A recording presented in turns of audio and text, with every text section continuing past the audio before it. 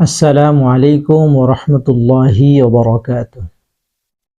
সম্মানিত দর্শক, আজকের এই বৈঠকে ইসলামিক বা কোরআন হাদিস কোনো বিষয় নয়, বরং আমাদের এলাকার যে মসজিদ আছে ওই মসজিদে ঘটে যাওয়া একটি ঘটনা আপনাদের সামনে বলবো। অর্থাৎ বাস্তব জীবনের কাহিনী আজকে বলবো। আমরা তো এতদিন কোরআন হাদিসের ঘটনা শুনেছি, সাহাবায়ে কেরামের ঘটনা শুনেছি। মাঝে মাঝে যেহেতু আমরা দুনিয়াতে আছি, মাঝে মাঝে দুনিয়ার বাস্তবতাও বোঝা দরকার, জানা দরকার। এই জন্যই মূলত আজকের এই বাস্তবতা, আজকের ঘটে যাওয়া ঘটনা আপনাদের সামনে বলছি, যেন এখান থেকে আমরা কোনো কিছু শিক্ষণীয় বিষয় নিতে পারি। সম্মানিত দর্শক, গত জুমার নামাজে আমাদের মসজিদের যিনি খতিব সাহেব ছিলেন, উনি আমাকে ফোন দিয়ে বললেন যে আল আমিন, তুমি কি বাসায় আছো? আমি বললাম যে জি, আমি বাসায় আছি। তিনি আমাকে বললেন, তুমি কি আমাদের মসজিদে আজকে নামাজ পড়বে? আমি তখন বললাম, জি হুজুর, আমি তো মসজিদে নামাজ পড়বো, কোনো সমস্যা? তখন হুজুর বলল যে গত জুমার নামাজে তুমি তো দেখেছো আমার চোখে একটু সমস্যা আছে, যার কারণে আমি নামাজ পড়াতে পারিনি। আমাদের এলাকার একজন তলেবে ইলম ছাত্র ছিল, তার মাধ্যমে নামাজ পড়িয়েছি। তো আজকের জুমায় চোখের সমস্যাটা এখনো আছে, যার কারণে আমি নামাজ পড়াতে পারবো না। তুমি যদি কষ্ট করে আজকের নামাজটা চালিয়ে দাও, ভালো হবে। আমি তখন বললাম, যেহেতু হুজুর আমি মসজিদে নামাজ পড়ি, আপনার পিছনেই পড়ি, তো আজকে আপনার সমস্যা, আমি পড়াবো, কোনো সমস্যা নেই, আপনি নিশ্চিন্ত থাকতে পারেন।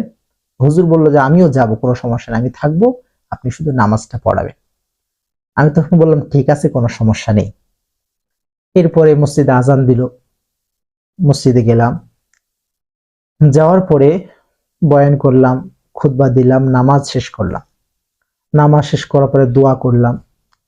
দোয়া করার পরে আমাদের এলাকায় একটা নিয়ম আছে, অনেকে তাবারক দেয়, ওটার জন্য আলাদাভাবে মিলাদ টিলাদ করে এরপরে তাবারক দোয়া টোয়া করে তাবারক দিয়ে দেয়। তো ওই তাবারকের আগে যে দোয়া করা ঠিক আগ মুহূর্তে পিছন থেকে একজন মুসল্লি, আমাদের সমাজের শিক্ষিত মুসল্লি, ওই মুসল্লি দাঁড়িয়ে বলল যে ইমাম সাহেব, হুজুরের দৃষ্টি আকর্ষণ করছি, আপনাকে আমরা ইমাম রেখেছি, আপনাকে আমরা খতিব হিসাবে রেখেছি আপনার পিছনে নামাজ পড়ার জন্য। আপনি আজকে একজনের মাধ্যমে আরেকজনের মাধ্যমে পড়াবেন, এটা তো আমরা মেনে নিব না। আমি যেরকম স্বাভাবিকভাবে বললাম, তিনি কিন্তু স্বাভাবিকভাবে বলেনি। তিনার বলার ধরনটা কেমন ছিল আমি বলছি। এই খতিব সাহেব, আপনাকে আমরা রেখেছি, আপনার পিছনে আমরা নামাজ পড়ব, অন্য কারোর মাধ্যমে কেন আমরা নামাজ পড়ব? বলার ধরনটা তার এরকম ছিল। এরপরে খতিব সাহেব যিনি আছে, তিনি বললেন যে আপনি থামুন থামুন, আমাকে বলার সুযোগ দিন। বললেন যে আপনারা গত সপ্তাহে দেখেছেন আমার চোখের সমস্যা ছিল, যার কারণে আমি আরেকজনের মাধ্যমে জুমার নামাজটা পড়িয়েছি। তো আমার চোখের সমস্যাটা এখনো আছে, চোখের সমস্যাটা এখনো ঠিক হয়নি, এই কারণে আমি ইনার মাধ্যমে নামাজটা পড়িয়েছি। তারপরও ওরা বলতেছে যে আপনার যদি সমস্যা থাকে আপনি ছেড়ে দেন চাকরি, আপনার খতিবগিরি ছেড়ে দেন, আপনাকে কে এখানে আপনার সমস্যা নিয়ে খতিবগিরি করতে কে বলেছে? ওই মসজিদের খতিব সাহেব সঙ্গে সঙ্গে বলেছেন যে আপনারা অন্য ইমাম দেখতে পারেন, কোনো সমস্যা নেই, আমি ছেড়ে দিলাম।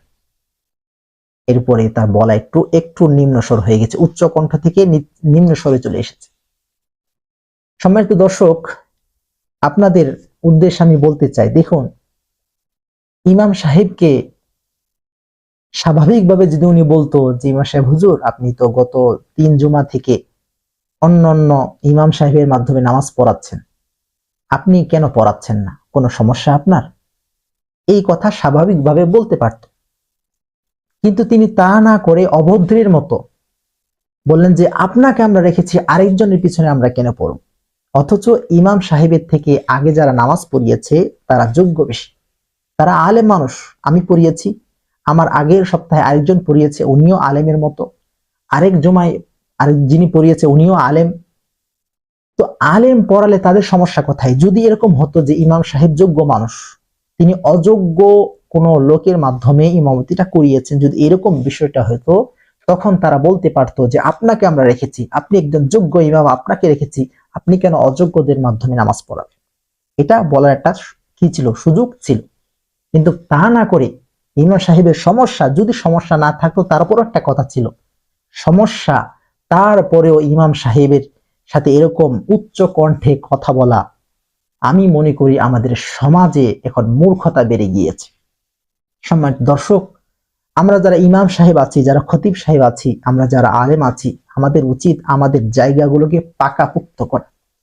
আজকে আমাদের সমাজে আমরা ওলামায়ে কেরাম এত নিম্ন মানে চলে গিয়েছি, এত মানে এই পর্যায়ে চলে গিয়েছি যে আজকে মানুষের কথা আমাদেরকে শুনতে হয়। অথচ একদিন তো ছিল, এমন একটা সময় ছিল যে সময় ওলামায়ে কেরামের কথাই পুরো পৃথিবী চলত, আলেমদের কথাই, আলেমদের হাতে পৃথিবীর ক্ষমতা ছিল। আজকে আজকে আমরা আলেমরা, আমরা ওলামায়ে কেরাম আজকে মানুষের পায়ের নিচে পড়ে গিয়েছি। সম্মানিত দর্শক, তবে আমি এটা শুনে খুব খুশি হয়েছি যে আমাদের মসজিদের খতিব সাহেব সঙ্গে সঙ্গে বলেছেন যে আপনারা ইমাম দেখতে পারেন। পাশে আরো কয়েকজন মুসল্লি ছিল, তাদের মধ্যে একজন বলেছে যে ইমাম সাহেবের বেতনের কোনো খবর নাই, আপনাদের 300 টাকা করে ধরা হয়েছে, ওই 300 টাকা উঠে না, ওটার কোনো খবর নাই। আজকে ইমাম সাহেব সামান্য ভুলও না অন্যজনের মধ্যে নামাজ পড়িয়েছে, তাতে আপনাদের এত কথা কেন? আলহামদুলিল্লাহ, মসজিদে যেমন মূর্খ আছে তেমন শিক্ষিত মানুষও আছে, যেমন খারাপ মানুষ আছে তেমন ভালো মানুষও আছে, তবে খারাপ মানুষের সংখ্যাটা খুব বেশি। সম্মানিত দর্শক, আসলে কি বলবো, বলার কোনো ভাষা নেই। আমি আপনাদের সামনে এটা বললাম, মানে খুব দুঃখ নিয়ে কথাগুলো বললাম যেন একটু ভিতরে যে কষ্টটা আছে, এই কষ্টটা যেন একটু দূর হয়, একটু ভালো লাগে। আসলে এলাকার মানুষের কথাবার্তা শুনলে, কিছু মানুষের কথাবার্তা শুনলে এমন লাগে, এমন খারাপ লাগে যেটা আসলে বলার বাহিরে। সম্মানিত দর্শক, এই ছিল আজকের আলোচনা। ইনশাআল্লাহ আমরা পরবর্তীতে কোরআন হাদিস নিয়ে বা ইসলামিক কোনো বিষয় নিয়ে আপনাদের সামনে উপস্থিত হব, সেই প্রত্যাশায় আজকে আমরা বিদায় নিচ্ছি। সকলে ভালো থাকুন, সুস্থ থাকুন, আল্লাহ হাফিজ।